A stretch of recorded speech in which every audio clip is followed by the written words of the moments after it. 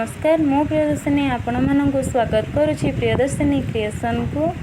दुर्गा पूजा उपलक्षे मोर समस्त ढेर सारा शुभेच्छा और शुभकामना।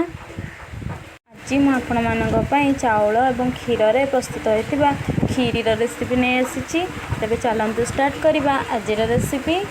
चाउलर खीरी बनवाई मुझे बासुमती चाउल 200 ग्राम, क्षीर, चीनी, काजू एवं किशमिश को भाजिकी नहीं, गुजराती, तेजपत्र एवं कंडेन्स्ड मिल्क। चाउल को 10 रु 15 मिनिट बतुरे नहीं।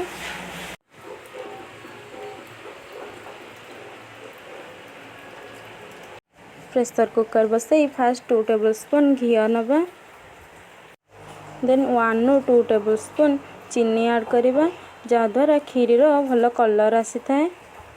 तेजपत्र एवं गुजराती को देदबा।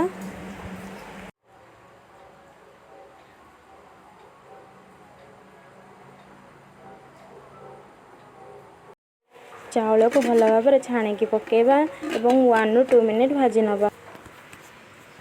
एबे पानी दे से अल्प लुण पकेदबा। प्रेशर कुकर को कवर करी हाई फ्लेम रे 2 ରୁ 3टा सीटी एवं मीडियम फ्लेम रे 2 ରୁ 3टा सीटी देदबा। चाउल सिझिबा भितर क्षीर को गरम करी नबा। खीरी पाई जो कंडेन्स्ड मिल्क नहीं तार लिंक डिस्क्रिप्शन में अच्छी, आपण मैंने चाहिए जाइए देखिपारे। देखा चाउल आमर भल भाव सिझी जाइए। गरम कर रखि क्षीर को देदबा।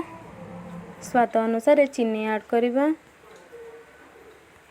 कंडेन्स्ड मिल्क एवं भाजिकी रखि काजू किशमिश को दे भल भाव मिक्स करदबा। जदि मोर वीडियो गुड़िक आपण मानक भल लगुए तेबे लाइक शेयर सब्सक्राइब निश्चय करेंगे और पाखरे थिबा बेल आइकन को मध्य क्लिक करदे जहाद्वारा नवा नवा वीडियोर नोटिफिकेशन आपण मानक पाखरे सहजरे पहुँची जिवो।